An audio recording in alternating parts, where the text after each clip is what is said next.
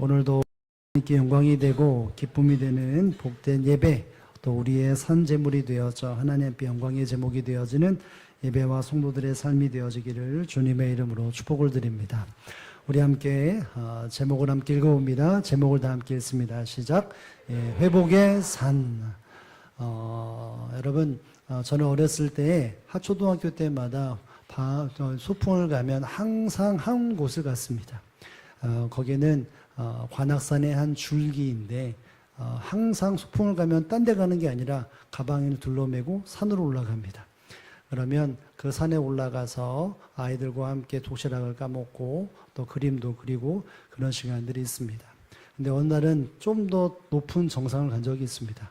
관악산에 더 깊게 올라간 적이 있었는데 올라가는 자체도 너무나 힘들고 또 땀도 많이 흘리고 또 평상시에 쓰지 않는 그 근육을 사용함에 있어서 갔다 오면 좀 불편하기도 했지만 그런 높은 산에 올라가면 눈에 펼쳐져 있는 초록이 물든 그리고 평상시에 보지 못했던 것을 보면서 마음이 탁 트이는 모습을 보게 됩니다.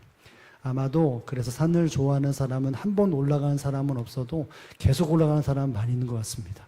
그래서 우리 윤호진 장로님은 산을 그렇게 좋아하십니다. 그렇죠. 그래서 이 산 저 산 자문을 구하시면 아마 장로님이 다 하실 거예요. 모든 가면 올라가면 너무나 힘들지만 올라가면서 건강도 좋아지고 눈도 환해지고 이런 일들이 산에 올라가면 일어나게 됩니다. 물론 힘들어하는 분도 계시지만 어쨌든 이 산에 오르기만 하면 어려움도 있지만 건강도 해지고 또 시야도 눈도 밝아지는 게 사실인 것 같습니다. 오늘 본문에도 보면 하나님은 에스겔 선지자를 통해서 산에 대한 이야기를 하게 되는 것을 봅니다. 이 산은 이 제목처럼 회복이 있는 산, 높은 산이라고 말할 수 있습니다. 우리가 읽은 이 에스겔 20장의 말씀은 어떤 내용이냐면 이 장 안에 하나님의 심판이 앞부분에는 예고되어 있고 말씀하고 있지만 뒷부분에 넘어가면 즉 우리가 읽었던 40절에부터 말씀은 이 앞은 하나님의 징계와 심판에 대한 이야기지만 이 40절부터는 회복에 대한 메시지를 전하고 있습니다. 하나님께서 하나님의 택한 백성들을 포로 생활로 이끌어 가시지만 그것이 끝이 아니라 회복으로 이끌어 간다는 말을 하고 계시는 것이죠. 그런데 그 회복을 어떻게 하시느냐라고 말할 때 높은 산, 거룩한 산이라고 말하며 거기서 불러 모으신다. 이 높은 산, 거룩한 산이라고 하는 그 자체는 하나님이 회복이라고 하는 메시지를 담기 위해 바로 이와 같은 명칭을 사용하셨다는 것을 알아야 합니다. 너희가 이와 같이 높은 산, 거룩한 산으로 오르게 될 것인데 라고 말하는데 이것은 단순히 발걸음만, 육체만 오르는 것을 말하지 않습니다.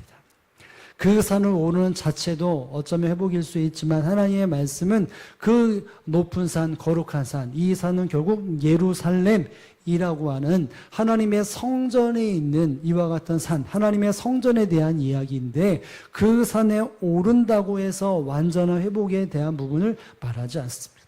그곳에 오름으로 인해서 진정한 회복을 누리게 하는 것이 무엇이고 그 조건과 거기서 이루어지는 그 산에 올라서 어떠한 것이 이루어지고 어떠한 자극들이 이어지고 요소가 있다는 것을 말씀하시면서 오르는 자체가 회복보다 거기서 오르면 하나님이 주시는 것이 무엇인지를 알 때 그것이 진정한 회복이라는 것을 말하고 있는 것이죠. 그래서 회복의 산, 회복의 높은 산이라 말할 수 있는 것입니다. 여러분 우리는 높은 산은 아닐지라도 계단을 올라와 이 자리에 앉아 있습니다. 그죠? 하나님을 하나님을 예배하는 그 자체가 바로 하나님이 허락하신 회복의 높은 처소라고 말할 수 있을 텐데 여러분 이 자리에 앉아 있는 자체가 은혜이긴 하지만 이것 자체가 완전 회복이라고 말할 수 없습니다. 진정한 회복이라고 하는 것은 이곳에서 어떠한 마음을 품고 어떠한 생각을 가지고 어떠한 삶으로 살아가느냐가 진정한 회복이라고 말할 수 있는 것입니다. 따라서 이 본문에 높은 산 회복이라는 제목과 함께 에스겔 선지자가 택한 백성들에게 이곳으로 모이게 한다. 바로 오르게 될 것이다, 모을 것이다 라고 하는 그 안에 담겨있는 하나님께서 원하시는 진정한 회복이 무엇인지를 다시 한번 마음속에 새기는 시간이 되어져 진정한 회복을 마음에 품고 결단하는 저와 여러분의 삶이 되어지기를 주님의 이름으로 축복을 드립니다. 오늘 본문에 우리가 읽을 말씀이 있습니다. 이 말씀 40절의 말씀을 다 함께 한번 읽어보겠습니다. 40절 말씀입니다. 시작. 이스라엘 온 족속이 그 땅에 있어서 내 거룩한 산 이스라엘 높은 산에서 다 나를 섬기리니 거기서 내가 그들을 기쁘게 받을지니라. 거기에서 너희의 열물과 너희가 드리는 첫 열매와 너희의 모든 성물을 요구하리라. 아멘. 이스라엘 백성들에게 그 땅을 분명히 허락해 주시고 그 높은 산을 허락해 주십니다. 그곳에 오르고 그곳에 도착하도록만 끝나는 것이 아니라 본문 중반에 보면 이렇게 말합니다. 내 거룩한 산 곧 이스라엘 높은 산에 다 나를 뭐 한다고 말합니까? 섬기리라. 거기서 다 함께 불로 한 자리에 있는 것으로 멈추는 것이 아니라 그곳에 모여서 하나님을 섬기느니라 라고 말을 합니다. 여러분, 여기서 섬긴다라고 하는 말은 어떤 의미일까요? 단순히 하나님을 어떠한 몸으로 삶으로 섬긴다라고 하는 표현의 정확한 의미는 바로 제단을 쌓는다는 것입니다. 그 뒷부분에 보면 뭐라고 말하죠? 이렇게 말하지 않습니까? 내가 그들을 기쁘게 받을 것이니 거기서 내 예물과 거기에 드리는 첫 예배와 모든 성물을 요구하리라. 그 제단에 오르는 것은 단순히 오르는 것이 끝이 아니라 그곳에서 하나님을 섬겨야 한다라고 말합니다. 그 섬길 때 진정한 회복이 임하기 때문인 것이죠. 이것은 달리 말한다면 하나님을 예배하고 제단을 쌓는 것입니다. 하나님을 섬김의 최고의 섬김은 바로 예배로 하나님을 섬기는 것이죠. 이스라엘 백성들이 자기의 삶을 들여 자기가 가지고 있는 재물과 모든 것을 들여 하나님을 섬기는 그 온전한 목적은 하나님 앞에 제단을 쌓는 것입니다. 그리고 이 제단과 함께 41절에 보면 이와 같은 설명을 다시 한번 곁들이는데요. 우리 41절의 말씀을 다 함께 한번 읽어봅니다. 내가 너희를 인도하여 여러 나라 가운데서 나오게 하고 너희가 흩어진 여러 민족 가운데서 모아낼 때에 내가 너희를 향기로 받고 내가 또 너희로 말미암아 내 거룩함을 여러 나라의 목전에서 나타낼 것이며 아멘. 그들을 하나님의 그 땅 높은 산을 들이실 때에 너희로 말미암아서 수많은 사람들에게 너희로 말미암아 무엇을 드린다고 말씀하십니까? 너희로 말미암아 내 거룩함을 여러 나라의 목전에서 나타낼 것이라 라고 말합니다. 하나님 백성들을 틀어졌던 백성들을 불러 모으실 때 그들에 있는 주변의 모든 이방 사람들이 하나님의 성품인 거룩함을 너희로 말미암아 그들이 깨닫게 되어지고 그들이 알게 되리라 라고 말을 합니다. 이 거룩함을 가지고 이 제단에 그 높은 산에 오른다는 것이죠. 그 궁극적으로 말한다면 그 삶이 결국은 이스라엘 하나님의 백성들을 회복시킬 때 그 거룩함이 진정한 회복이라는 것을 말씀하고 있습니다. 여러분, 이스라엘 백성들이 하나님 앞에 제단을 쌓지 않은 적이 없습니다. 어쩌면 끊임없이 제단을 쌓았다라고 말할 수 있겠죠. 바벨론으로 끌려가기 전에도 이스라엘 백성들은 제단을 쌓았습니다. 그럼에도 불구하고 하나님은 그들을 심판하시고 바벨로 끌어갔습니다. 그런데 그들에게 다시 한번 제단을 쌓으라고 말합니다. 여러분, 이전과 이제는 불로 모아 제단을 쌓고 섬기는 것은 다름이 있어야 합니다. 뭐가 달라야 합니까? 거룩한 열매가 있는 제단이 되어져야 하는 것입니다. 하나님을 예배하고 하나님 앞에 제단에 나왔다면 그 삶 자체가 하나님 앞에 거룩함이 묻어나야 하는 것입니다. 함께하는 이방 사람들이, 함께하는 사람들이 하나님의 거룩한 성품을 그 산 사람들을 통해서 보여지게 되어지고 예배를 통해 그 제물이 되어질 뿐만이 아니라 다시 한번 하나님을 만남으로, 하나님을 제단을 쌓음으로 하나님의 거룩한 성품이 덧입혀져 그들의 삶 속에 모든 것에 갔을 때 무엇이 드러나야 합니까? 거룩이 드러나야 하는 것입니다. 그 제단이 왜 회복이고 그 제단이 하나님께서 계획하신 바가 무엇입니까? 발걸음만 옮겼다가 마당만 밟고 가는 과거의 제단이 절대로 아닌 것이죠. 그 삶이 거룩한 열매가 되어져 하나님 앞에 나오는 그 제단이 되어져야 하는 것입니다. 다른 의미로 본다면 그 제단에서 거룩한 씨앗을 받아 이스라엘 백성들이 각자의 처소에 갔을 때 그 거룩한 열매로 삶을 맺는 것, 그 삶을 가지고 하나님 앞에 나와 제단을 쌓는 것, 그 삶 자체가 하나님 앞에 거룩한 열매로 드려지는 삶이 되는 것, 이것이 하나님의 택한 백성, 돌아오는 백성 회복을 주시고자 하는 회복의 진정한 제단이라는 사실을 여러분 기억할 수 있기를 주님의 이름으로 축복을 드립니다.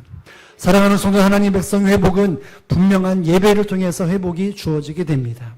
그냥 단순하게 예배를 드리고 나가는 것으로 회복이라고 말하지 않습니다. 세상의 수많은 사람들도 예배라고 하는 곳에 발걸음을 담습니다. 여러분 논산에 가신 분은 아실 것이고 논산의 아들을 보낸 분은 계실 것이고 논산에 수많은 어떤 동영상을 보시면 알겠지만 거기에 수많은 청년들이 날고 뛰고 신뢰함을 외치며 제단을 쌓습니다. 그런데 제대를 하고 나서 교회를 나가지 않는 아이도 어마어마하게 많이 있습니다. 분명히 그들은 하나님 앞에 주일날 제단을 쌓습니다. 예배를 드립니다. 물론 예배 끝나고는 먹을 걸 주기 때문에 오는 청년들도 많이 있지만 여러분 그곳에 있는 사람들이 하나님 주는 회복을 누렸다라고 온전하게 말할 수 없습니다. 온전한 회복은 그곳에서 하나님의 거룩함을 덧입어서 모든 곳에 갔을 때 훈련소에 가거나 어디 갔을 때 거룩한 열매를 드러내는 것이 진정한 제단인 것입니다. 여러분 하나님의 택한 백성들에게 주어진 회복은 단순한 예배를 통해서만 회복이 아니라 그 예배를 통해서 회복의 열매를 맺기 위한 몸부림이 있는 것이 진정한 회복이어야 한다는 사실을 여러분 기억할 수 있기를 주님의 이름으로 축복을 드립니다. 여러분 다윗은 시편 29편에 보면 하나님의 택한 백성들이 제사를 드릴 때 예배할 때 무엇이 진정한 예배인지 그 예배를 통해 회복이 누려질 때 그 회복의 배가 무엇인지를 분명히 말하고 고백하고 있습니다. 우리 함께 한번 읽어봅니다. 시작. 이같이 너희께서 그의 이름에 합당한 영광을 돌리며 거룩한 옷을 입고 여호와께 예배할지어다. 아멘. 하나님의 택한 백성들이 성전에 올라 예배할 때 어떤 옷을 입어야 한다고 말합니까? 거룩한 옷을 입어 하나님 앞에 여호와께 예배를 드리라고 말을 합니다. 이스라엘 백성들의 예배가 합당한 예배가 되고 능력의 예배가 되는 것은 하나님의 택한 백성들이 거룩한 옷을 입음으로 온전한 예배가 되는 것입니다. 세상과 착하고 그 착한 모습을 그대로 와서 종교적인 얘기로 예배를 드린다면 그것은 온전한 예배가 될 수 없습니다. 또 예배를 통해서 하나님의 말씀을 받아 택한 백성들이 감동을 받고 감화를 받아 세상에 나아가 그 열매를 맺는 말씀을 통해 하나님을 경험하면서 말씀을 통해 하나님의 거룩성이 무엇인지를 알고 그들의 삶 속에서 거룩한 열매를 맺는 것이 진정한 예배, 진정한 제단임을 이 다윗은 고백하고 있는 것이죠.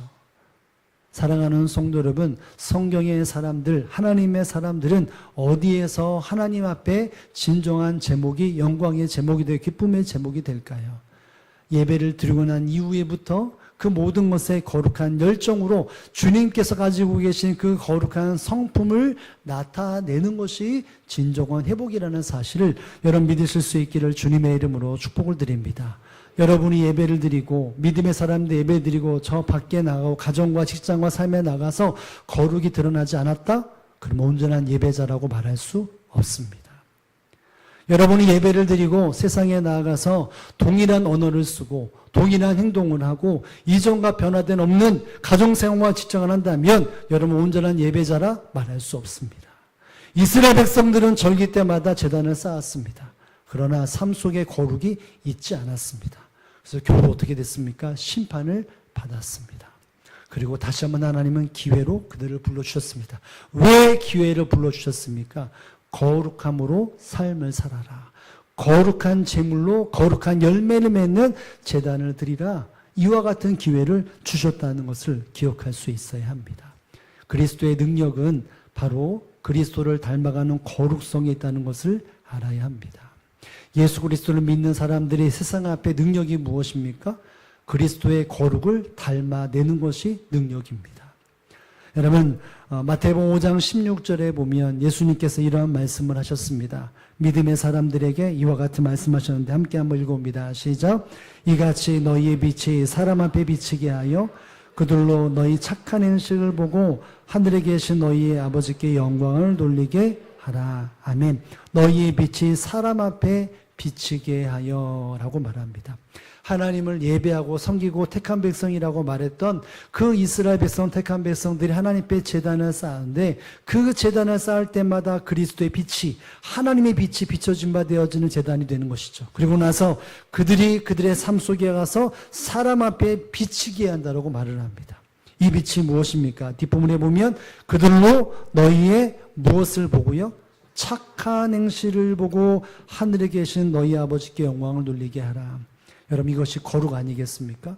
그럼 착한 행실은 뭘까요? 야, 선하게 살아야 되고 착하게 살아라, 그 단순한 그런 말일까요? 아니겠죠. 하나님께 기준에 간 착함과 선함을, 토부를 말하고 있습니다. 이것이 무엇입니까? 세상 가운데 갈 때에 세상과 구별된 거룩한 행실을 보고 구별된 언어와 구별된 삶을 통하여 구별된 가정생활과 구별된 직장생활과 구별된 인간관계를 통해서 결국 모든 사람들의 앞에 영광을 돌리게 하라라고 말합니다. 자기 스스로 하나님 영광뿐만이 아니라 모든 사람들이 영광을 돌리게 될 것이 있다면 예배를 통해 하나님 빛이 비춰진 바 되어지고 그 빛으로 말미암아 내게 변화되어지고 거룩한 삶을 살아갈 때에 이와 같이 하나님께 영광을 돌리는 삶을 살아간다라고 말할 수 있습니다. 사랑하는 성도 저와 여러분의 소원이 무엇이냐면 하나님께 영광 돌리는 것이 소원 아니겠습니까? 할렐루야. 모든 영광을 하나님께 돌립니다. 이것이 우리의 소망이어야 되고 우리의 소원이어야 합니다. 그것은 무엇입니까? 우리가 하나님 앞에 예배를 드리며 그 예배를 통해 거룩성이 덧입혀지고 그 거룩성이 삶으로 사람들에게 비칠 때 그것이 하나님께 영광이 되는 것입니다. 이것 무엇입니까? 결국 제단의 회복이고 그 높은 산에 올랐던 그 제단의 진정한 회복이라는 사실들을 기억할 수 있어야 합니다. 여러분이 예배를 드리고 난 이후에 여러분의 삶에 거룩성이 있어야 합니다. 변화가 있어야 합니다. 이전과 다른 언어와 행동이 분명히 있어야 합니다. 이것이 능력이어야 합니다. 여러분 수련회를 통해서 청년들과 이러저런 이야기를 나눌 때 밤늦게까지 이러저런 이야기를 참 많이 했습니다. 누가 저한테 그러더라고요. 청년이 사진 올렸는데 저보러 할아버지 같다고 이야기하더라고요. 그래서 어떻게 보면 저기 아이가 있기 때문에 할아버지라고 말할 수 있지만 왜 그럴까라고 말할 때 1시 반 2시까지 기도하고 교제하고 마지막 그 맨 마지막 마무리를 같이 또 어떤 은혜를 받았는지 나누면서 간식을 먹는 시간을 항상 그 시간에 있기 때문에 그런 거지 액면과 다릅니다. 여러분 그런데 오면서 청년들과 이러저러한 나입니다. 이야기를 할 때 이성교제를 하려면 하나님께 물어야 한다. 내가 좋아하는 사람도 만나야 되지만 그 만남은 반드시 깨질 수밖에 없다. 하나님께 물어야 한다. 직장도 하나님 앞에 엎드려 기도해야 한다. 왜냐하면 청년들의 최고 관심사가 뭘까요? 취업, 이성교제, 인간관계 아니겠습니까? 그런 이야기를 쭉 얘기하는데 근데 청년들이 이런 말합니다. 근데 보통 사람은 누구를 만나고 어떤 직장을 걷느냐. 보통 사람은 내가 좋아하는 사람을 만나고 보통 사람은 돈 많이 주는 데로 가고 편한 데를 갑니다. 여러분 믿는 사람은 누구를 만나야 합니까? 하나님이 만나게 하시는 사람을 만나야 합니다. 어떤 사람이 직장을 온다고 해도 믿음의 사람들은 하나님이 내게 허락하신 직장이 무엇이고 비전이 무엇입니까? 라고 하나님 앞에 물어야 되고 내가 직장을 구하기 위해서 수많은 스펙을 쌓는 것도 중요하지만 하나님 앞에 엎드려 기도하는 것이 믿음의 사람이다 라는 것이죠. 여러분 수많은 청년들이 보통 사람들이 살아가는 삶을 살아갑니다. 여러분 이 말이 뭘까요? 어른들이 보통 그렇게 살아가는 것입니다. 믿음의 기성세대들이 삶을 이룰 때 보통 사람들이 그렇게 살아가기 때문에 청년들이 그것을 봅니다. 그 청년들이 이렇게 말해요. 그런데 목사님 보통 사람들이 이렇게 하지 않나요? 그건 보통 사람이야.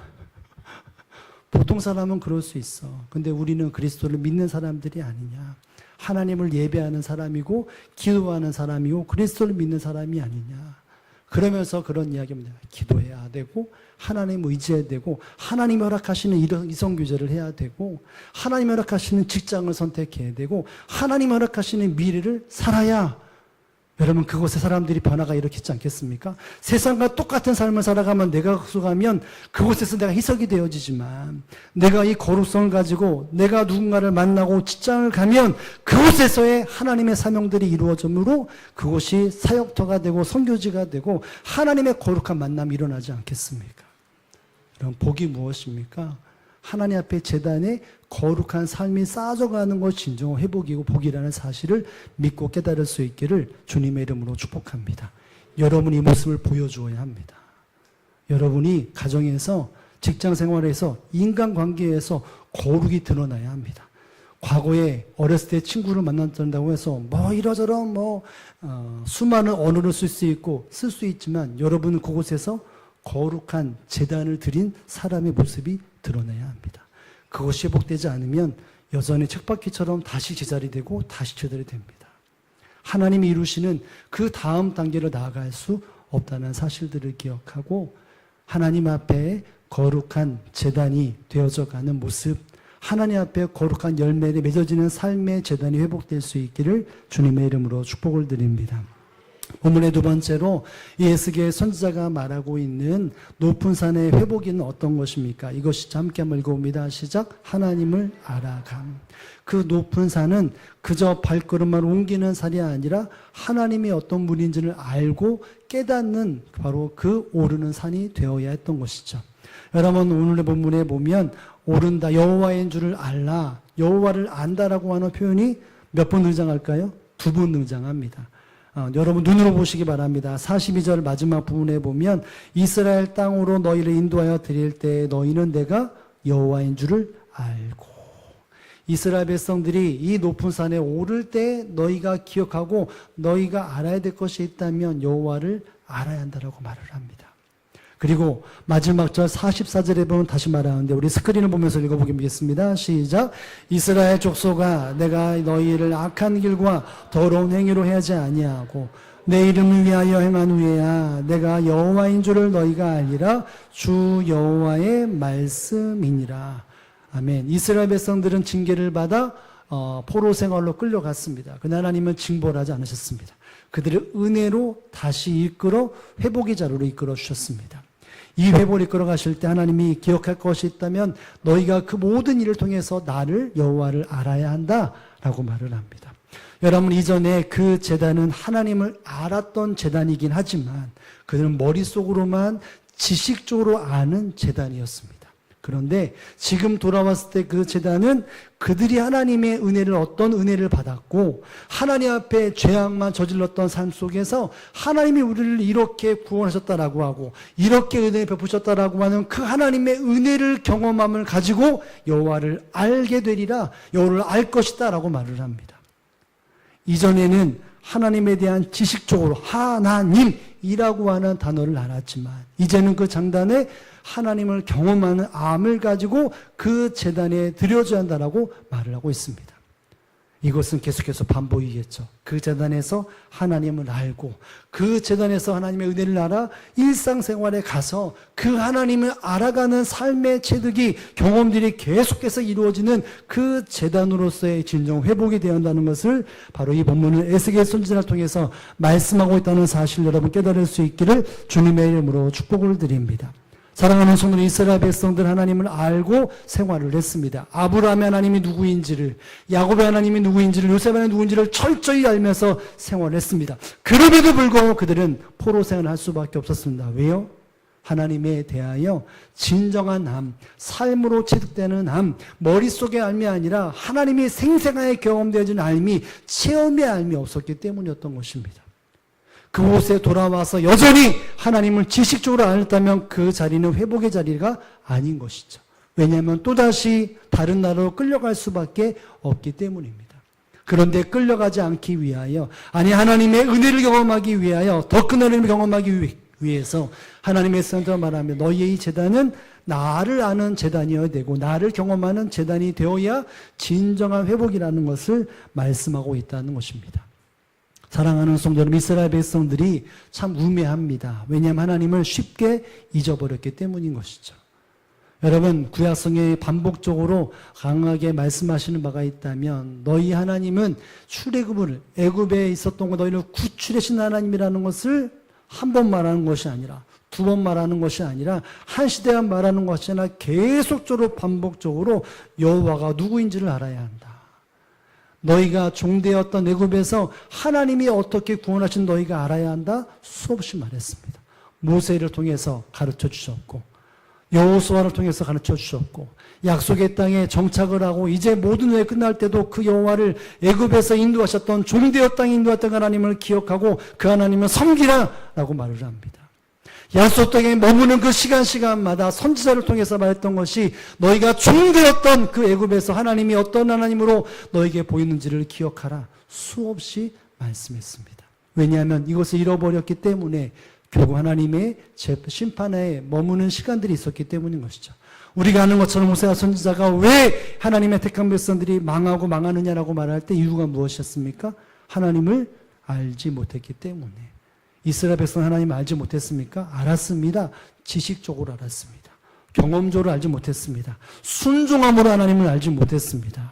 말씀을 주어질 때마다 그것은 말씀이고 그것은 명령에 지나지 않는 그와 같은 이야기로만 들었고 삶의 순종으로 하나님을 알지 못했습니다. 그래서 이스라엘 백성들이 망하는 일들을 경험할 수밖에 없었죠. 대안이 뭡니까? 호세가 말하는 진정한 회복의 대안이 무엇입니까? 누구를 아는 것이요? 여호와를, 하나님을 아는 것이라고 말합니다. 호세아 6장 3절에 우리가 많이 하는 말씀이 있는데 이런 말씀이 있지 않습니까? 함께 한번 읽어보겠습니다. 시작. 그러므로 우리가 여호와를 알자, 힘써 여호와를 알자. 그의 나타나심은 새벽빛같이 여김이 없나니 비와 같이 땅을 적시는 늦은 비와 같이 우리에게 임하시리라 하니라. 아멘. 망함에서 회복되는 것은 단순합니다. 여호와를 알되 어떻게 알아야 합니까? 힘써 알아야 합니다. 보여지는 대로 아는 것이 아니라 하나님 주시는 시야를 열고 하나님께서 깨닫게 하시는 것과 함께 내가 하나님의 열정을 가지고 하나님을 찾고 알아가는 삶을 살아가야 회복이 된다는 것을 말합니다. 힘써 알자. 하나님이 보여주실 때 내 힘을 다 기울여서 아는 것, 이것이 진정한 회복이라는 사실을 호세아 선지자는 하나님의 택한 백성들에게 말하고 있습니다. 예전에는 지식적으로 하나 망했다면 이제는 하나님을 진정으로 알아야 한다는 것이죠. 경험적으로 알아야 한다는 것입니다. 이 경험이 무엇입니까? 순종으로 아는 것입니다. 하나님의 말씀 앞에 내가 순종할 때 하나님이 어떤 하나님을 알고 내게 어떤 일을 행하시고 어떤 일을 베푸시는지를 그 하나님을 체득하고 경험함으로 그 하나님을 힘써 아는 것, 이것이 이스라엘 백성들에게 주어진 놀라운 복이고 진정한 회복이기에 하나님의 선지자는 끊임없이 이와 같은 교훈을 외쳤다는 사실을 기억할 수 있어야 합니다. 사랑하는 성도 여러분, 이 땅의 진정한 복을 누구는 아는 것일까요? 하나님을 아는 것입니다.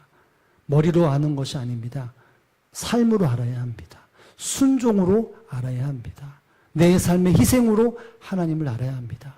그럼 하나님이 내게 어떤 사랑을 베푸셨고 어떤 은혜를 베풀었는지를 생생하게 경험하는 삶을 살아가는 것이죠. 그럼 이전에 내가 누렸고 내가 취했던 것들이 아무것도 아니구나, 이러한 일들과 고백이 일어나는 것이죠.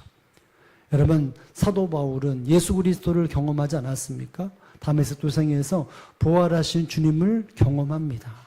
단순히 머릿속으로만 예수가 누구인지를 알았지만 그곳에서 주님을 경험함으로 주님을 압니다. 그리고 그 위에 모든 삶이 완전하게 바뀌어진 변화된 삶을 살았습니다. 여러분, 이와 같은 삶을 살았던 사도 바울이 빌립보 성도들에게 뭐를 말할까요? 이런 말을 하지 않습니까? 함께 한번 읽어보면 빌립보 3장 8절 말씀입니다. 시작.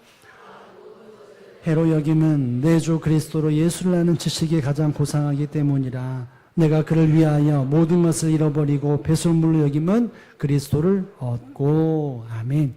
여기 말합니다. 내 주 그리스도를 예수 아는 지식이 가장 고상하기 때문에 최고의 가치고 최고치다라고 말을 합니다. 사도 바울은 자기가 가지고 있는 지식이 하나도 없었고 경험도 없었고 지금까지의 수많은 것들이 아무것도 없었기 때문에 내가 예수 그리스도를 아는 지식이 가장 고상하다라고 말했습니까? 아니죠.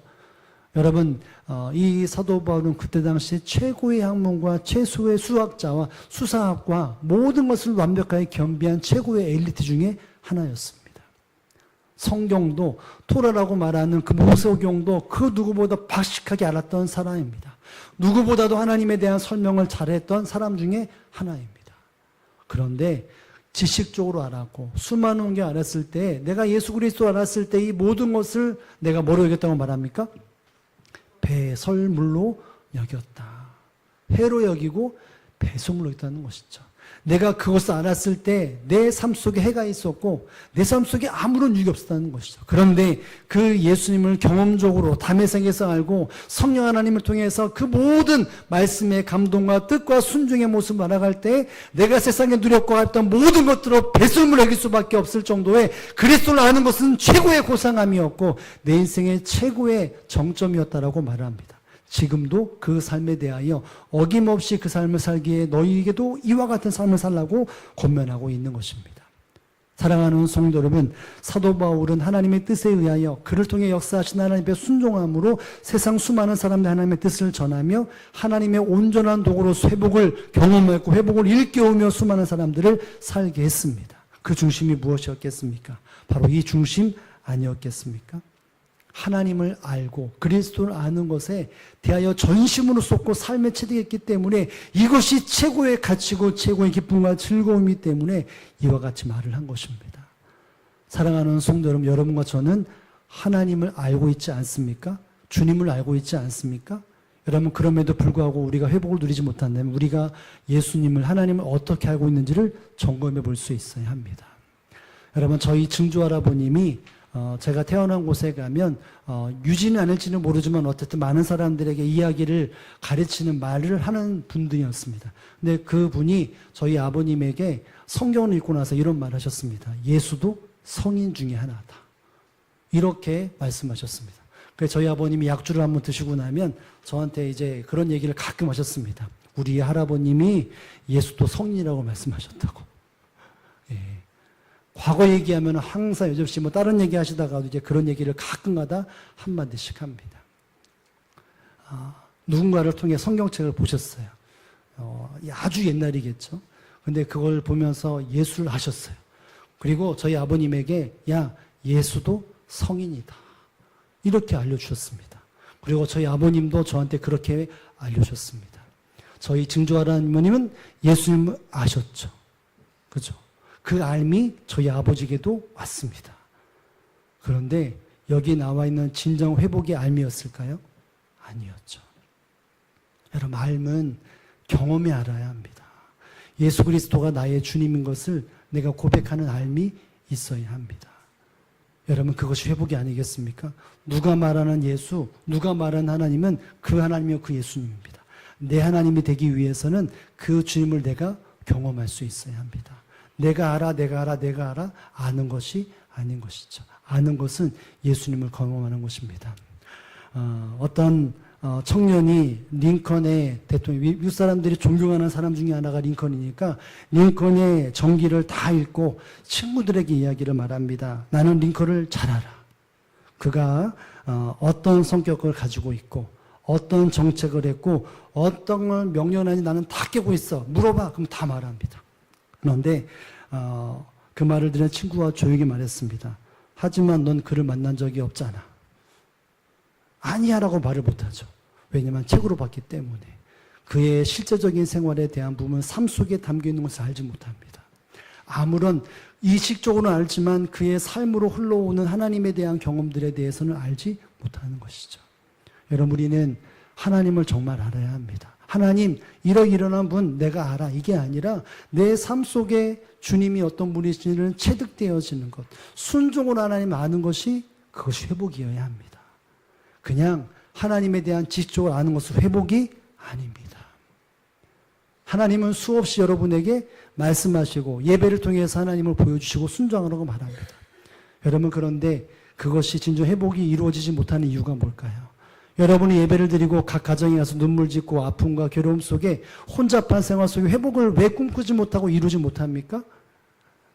그 삶 속에서 그 하나님을 경험하는 순종이었기 때문입니다. 주님은 세상 사람들이 다 합니다. 그렇죠? 모든 사람들이 역사를 공부한 사람 예수가 다요. 3대 성인 중에 하나라고 또 수많은 예수도가 다 알아요. 여러분이 알면 거기에 수준에 멈추지 말아야 되지 않겠습니까? 세상 사람은 회복이 없습니다. 예수님 아는 것에 우린 회복이 있어야 합니다. 어디서요? 여러분의 가정의 직장에서 주님을 알아야 합니다.